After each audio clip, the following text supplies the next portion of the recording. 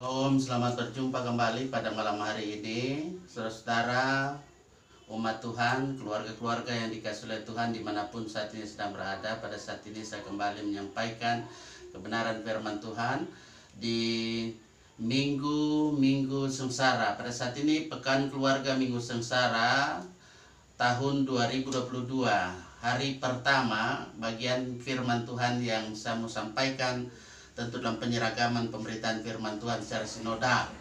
Karena itu saat ini terlebih dahulu saja kita berdoa. Kita satukan hati, kita berdoa.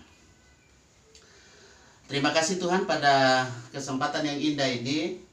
Hari pertama di Pekan Keluarga Minggu Sengsara ini kami bersama-sama mau memahami kebenaran firman Tuhan. Karena firman-Mu adalah pelita bagi kaki dan suluh pada jalan kami, ya Tuhan. Saat ini pula tentu saat yang tepat kami mau membaca, kami mau merenungi firman Tuhan. Tolonglah kami supaya kami boleh mengerti dan boleh memahaminya dengan urapan Roh Kudus-Mu yang senantiasa berlaku atas kehidupan kami, dalam kehidupan keluarga kami yang ada. Di dalam nama Yesus Kristus firman yang hidup, kami sambut firman-Mu. Amin. Mari kita arahkan perhatian kita pada bagian firman Tuhan pada kesempatan yang baik ini, yakni dalam kitab Injil, yakni dalam Injil Matius pasal 24 ayat 1 sampai pada ayat 14. Saya akan membaca firman Tuhan. Mari kita arahkan perhatian kita pada bagian firman Tuhan ini. Firman Tuhan yang berkata seperti ini. Sesudah itu Yesus keluar dari bait Allah lalu pergi. Maka datanglah murid-muridnya dan menunjuk kepada bangunan bait Allah itu. Ia berkata kepada mereka, "Kamu melihat semuanya itu. Aku berkata kepadamu, sesungguhnya tidak satu batu pun di sini akan dibiarkan terletak di atas batu yang lain. Semuanya akan diruntuhkan." Ketika Yesus duduk di atas bukit Zaitun, datanglah murid-muridnya kepadanya untuk bercakap-cakap sendirian dengan dia. Kata mereka, "Katakanlah kepada kami bila manakah itu akan terjadi dan apakah tanda kedatangan-Mu dan tanda kesudahan dunia?" Jawab Yesus kepada mereka, "Waspadalah supaya jangan ada orang yang menyesatkan kamu. Sebab banyak orang akan datang dengan memakai namaku dan berkata, 'Akulah Mesias,' dan mereka akan menyesatkan banyak orang. Kamu akan mendengar deru perang atau kabar-kabar tentang perang, namun berawas-awaslah, jangan kamu gelisah, sebab semuanya itu harus terjadi, tetapi itu belum kesudahannya. Sebab bangsa akan bangkit melawan bangsa dan kerajaan melawan kerajaan, akan ada kelaparan dan gempa bumi di berbagai tempat. Akan tetapi semuanya itu barulah permulaan penderitaan menjelang zaman baru. Pada waktu itu, kamu akan diserahkan supaya disiksa dan kamu akan dibunuh dan akan dibenci semua bangsa oleh karena namaku, dan banyak orang akan murtad dan mereka akan saling menyerahkan dan saling membenci. Banyak nabi palsu akan muncul dan menyesatkan banyak orang. Dan karena makin bertambahnya kedurhakaan, maka kasih kebanyakan orang akan menjadi dingin, tetapi orang yang bertahan sampai pada kesudahannya akan selamat. Dan Injil Kerajaan ini akan diberitakan di seluruh dunia menjadi kesaksian bagi semua bangsa. Sesudah itu barulah tiba kesudahannya." Itu bagian firman Tuhan yang tentu berbahagia adalah kita semua yang mendengar firman-Nya. Kita mau memelihara, melakukan itu dalam kehidupan kita setiap hari. Hosiana, diberkatilah orang yang datang kepada Tuhan. Karena itu saudara-saudara, pada kesempatan ini, pada pekan keluarga di minggu-minggu sengsara pada saat ini, saya percaya kita sekalian sudah melek dengan berita-berita, apakah itu dengan berita peperangan yang terjadi, perang antar Rusia dan tentu ketika dalam kehidupan ini terjadi gempa bumi, ya, semua yang ada, fenomena alam yang terjadi, kemudian banyak bermunculan orang-orang yang tentu mau menganggap ajaran yang paling benar, kemudian mau menyatakan bahwa dalam kehidupannya dengan murtad, ya, kemurtadan itu terjadi. Nah, oleh karena itu saudara-saudara yang saya kasih Tuhan, pada minggu sengsara saat ini di pekan keluarga hari pertama, firman Tuhan mau menyapa kita sekalian, memberi pemahaman kepada kita bahwa dalam kehidupan kita sebagai orang yang percaya, sebagai murid-murid Tuhan, supaya kita senantiasa mau hidup selalu tetap bertahan, ya, bertahan. Itu berarti kalau kita lihat itu di ayat 11, orang yang bertahan sampai pada kesudahannya akan selamat. Nah, itu Bapak Ibu Saudara mau selamat, bertahanlah dalam iman, pengharapan dan kasih kepada Tuhan Yesus. Nah, saudara-saudara, di minggu sengsara ini kalau kita lihat di sini di ayat 1 dari perikop yang kita baca, memang itu berbicara bagaimana dalam kehidupan ini. Di perikop ini diawali dengan ajakan para murid kepada Yesus supaya melihat kembali kepada bait Allah. Kalau kita lihat di ayat 1, nah ini didasarkan atas pemahaman yang mereka miliki. Memang sungguh sulit untuk bagaimana percaya bahwa Allah akan ditinggalkan orang. Kalau kita lihat itu pasal 23 ayat 38. Nah, menurut mereka bangunan yang begitu indah, begitu kokoh, Yerusalem yang begitu ramai, nah tidak mungkin akan ditinggalkan orang. Mereka merasa bahwa perkataan Tuhan Yesus itu lebay. Itu mereka lihat itu terlalu lebay.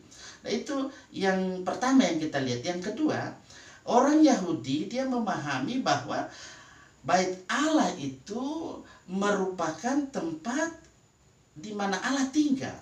Nah, sejak zaman dahulu mereka mempunyai konsep, ya, konsep yang ada dalam pikiran mereka bahwa bait Allah itu adalah satu kesatuan dengan Yerusalem. Nah, di sanalah kita perhatikan Allah tinggal. Di sanalah yang disebut dengan kota Allah, sehingga tidak mungkin untuk bisa dihancurkan. Itu konsep pemikiran orang Yahudi pada waktu itu. Nah, itulah sebabnya sehingga murid-murid dia menyampaikan pertanyaannya. Dibilang begini di ayat 3, katakanlah kepada kami, bila manakah itu akan terjadi dan apakah tanda kedatanganmu dan tanda kesudahan dunia? Itu pertanyaan dari murid-murid. Saudara-saudara yang saya kasih dalam kasih Tuhan, keluarga yang diberkati oleh Tuhan. Nah, pada waktu Tuhan Yesus berkata-kata tentang kehancuran bait Allah, di sini para murid menyampaikan pertanyaannya yang di sini mau menghubungkan, bahkan dia mau mengidentikan, ya, mau menyamakan kehancuran bait Allah dengan kedatangan Yesus yang kedua kali atau yang biasa disebut dengan akhir zaman. Kalau kita lihat perbandingannya di Matius pasal 23 ayat 38 sampai 39, di situ menjadi jelas bahwa sudah terjadi apa yang disebut dengan gap, ya, gap atau tenggang waktu antara kehancuran bait Allah di ayat 38 itu yang kemudian digenapi pada tahun berapa? Masih ingat? 70 Masehi dan kedatangan Kristus yang kedua kali kalau kita lihat di ayat 39. Itulah sebabnya Yesus dia menyampaikan proklamasinya.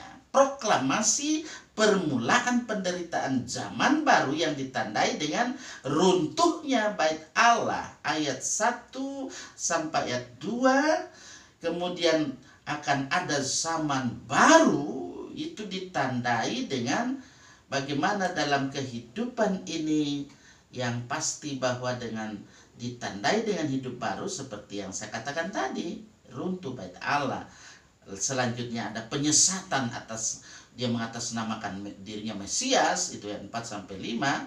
Kemudian ada kabar tentang perang. Nah, itu sampai sekarang kan Rusia masih berperang dengan apa? Ukraina, ya. Kemudian dalam kaitan dengan ini mudah-mudahan tidak terjadi perang dunia ketiga, ya. Kemudian ada kelaparan, ya. Hingga saat ini kan terjadi kelaparan di mana-mana juga karena orang ya ketika dengan deru perang, ya, Rusia membombardir,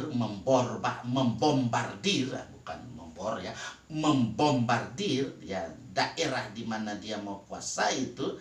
Sehingga saudara-saudara, kita lihat selanjutnya dengan penderitaan yang ada, terjadi peperangan dengan terjadinya kelaparan, kemudian pengikut Yesus Kristus, ya, akan mengalami apa? Penderitaan, derita. Itu selalu saya katakan bahwa ketika derita itu terjadi dengan kaitan dengan ini, ya, dibunuh, disiksa. Di ayat 9 itu kita perhatikan banyak orang akan menjadi murtad. Jadi dalam situasi seperti itu, ya, ngapain kita ikut Yesus kalau kita menderita, ya kan?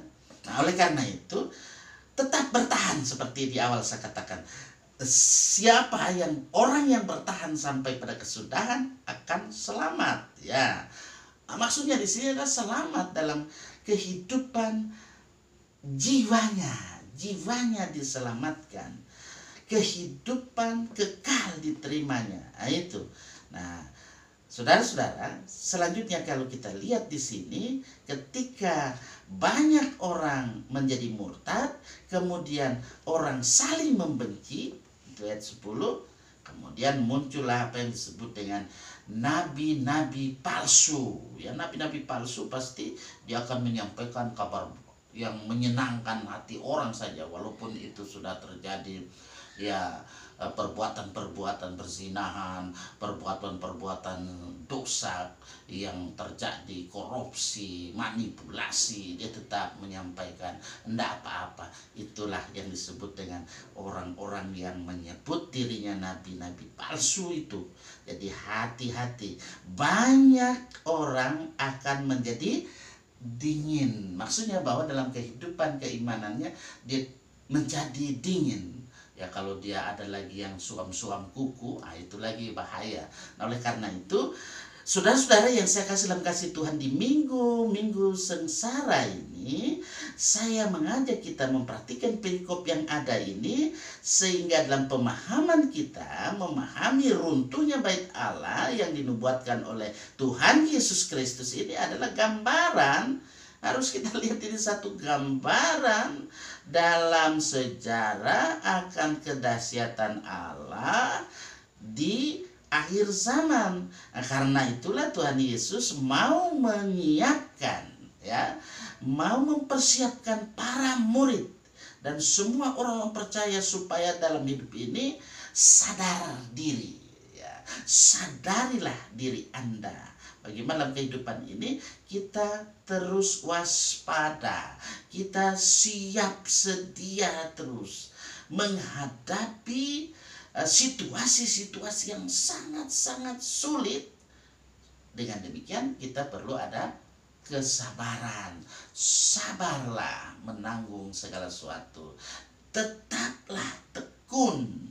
Tekun dalam kehidupan ini di dalam mengikuti Yesus. Nah, oleh karena itu saudara-saudara yang saya kasih dalam kasih Tuhan, di minggu sengsara ini mari kita tunjukkan sikap yang harus kita miliki bagaimana dalam kehidupan ini kita ya seperti saya katakan di awal tadi ayat 13 bertahan ya. Bagaimana ketahanan iman kita ya.